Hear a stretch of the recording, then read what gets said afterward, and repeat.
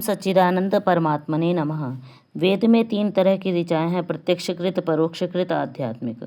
तो प्रत्यक्षकृत वे हैं जिनका कि हमें अर्थ सही सही समझ में आ रहा है, परोक्षकृत वे हैं जिनका हमें नहीं समझ में आता है, आध्यात्मिक ऋचाएँ वे हैं जिनमें आत्मा परमात्मा की ही मात्र चर्चा की गई है। ठीक है, तो देवताओं का परिगणन किया गया है इसमें। देवता कितने तरह के होते हैं? तो 4 तरह के देवता होते हैं। देवो दानात्वा, दीपनात्वा, द्योतनात्वा, त्युस्थानो भवति वा। अर्थात जो दान देते हैं वे भी देव कहलाए, जो हमारे को प्रकाशित करते हैं वे भी देव कहलाए, और द्योतनात्वा जो उपदेश इत्यादि के माध्यम से प्रकाशित करते, उपदेश इत्यादि देते हैं वे भी देव कहलाए, और जो द्युलोक में रहने वाले हैं वे भी देव कहलाए, है ना। इन सबको चमकाने वाला, इन सबको देने वाला कौन है? सबसे बड़ा देवों का देव महादेव परमात्मा है। इसलिए परमात्मा का एक नाम महादेव भी है। लोग महादेव से अन्य ले लेते हैं, नहीं। क्यों? क्योंकि देवों में भी देवत्व जो है वो परमात्मा से ही आ रहा है। यहाँ पर देवताओं की चर्चा चलती है। कितने तरह के देवता हैं? तो 33 देवता हैं। कौन कौन से? 8 वसु, 11 रुद्र, 12 आदित्य, इंद्र और प्रजापति। 8 वसु कौन कौन है? तो अग्नि, पृथ्वी, वायु, अंतरिक्ष, सूर्य, द्युलोक। देव से सूर्य का प्रकाश लिया जा रहा है, आदित्य से सूर्य ले लिया, देव से सूर्य का प्रकाश ले लिया। ठीक है, चंद्रमा और नक्षत्र ये भी। 11 रुद्र कौन है? तो प्राण, अपान, व्यान, समान, उदान, नाग, कूर्म, कृकल, देवदत्त, धनंजय, जीवात्मा। ये प्राणों के ही 11 रूप हैं। इनमें मुख्य जो है वो जीवात्मा है। 12 आदित्य कौन कौन से हैं? तो चैत्र, वैशाख, ज्येष्ठ, आषाढ़, श्रावण, भाद्रपद, आश्विन, कार्तिक, मार्गशीर्ष, पौष, माघ, फाल्गुन, ये आदित्य हैं। इंद्र अर्थात जो बिजली है, विद्युत है, स्तनयित्नु, अशनि, ये सभी उसी के नाम है, तो विद्युत के।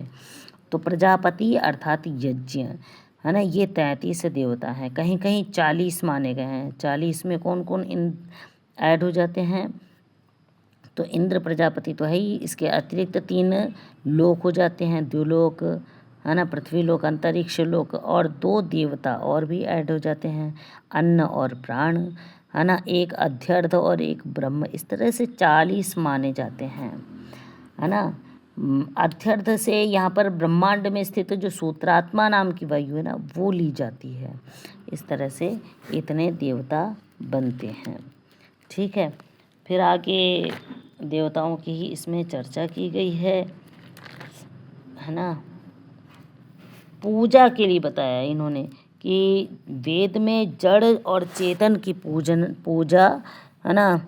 ये जड़ और चेतन दोनों की पूजा का क्या मतलब है? तो कहते पूजनम अर्थात वेदेषु जड़ चेतनयो पूजाभिधानात् वेदाः संशयात् पदम प्राप्ता सन्ति। तो संशय है तो कह रहे भ्रम मत करो, संशय मत करो। क्यों? कह रहे पूजनम अर्थात पूजा। पूजा किसको कहते हैं?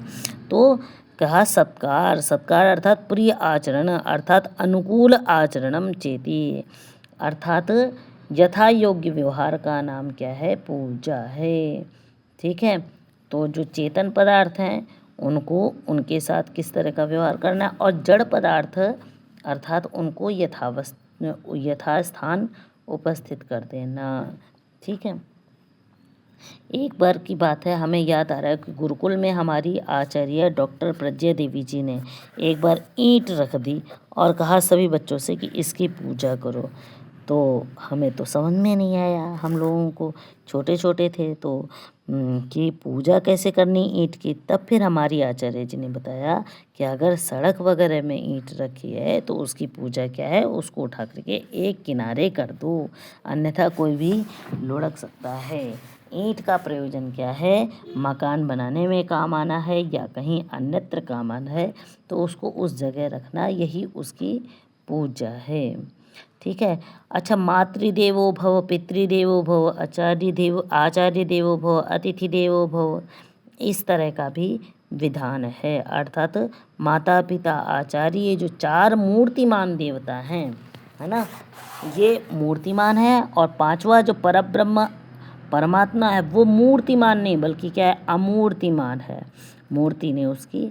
तो इनकी, है ना, इनका सत्कार करना और परमात्मा की उपासना करना, इस तरह का विधान है। ठीक है, इसमें उदाहरण दे रहे हैं कि तमीशानम जगतस्तस्तु सरस्वतीम धियं जिन्वमवसे महे वयम।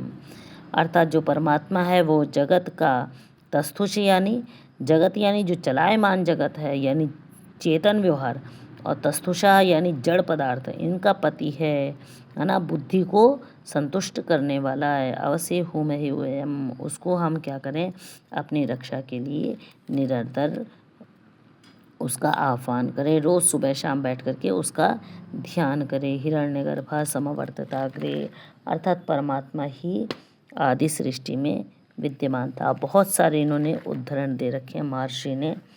ठीक है, ज्योतिर्वय हिरण्यम बहुत सारे दे रखे हैं, तो यहाँ पर यही बात कही गई है। ठीक है, इत्यंशम।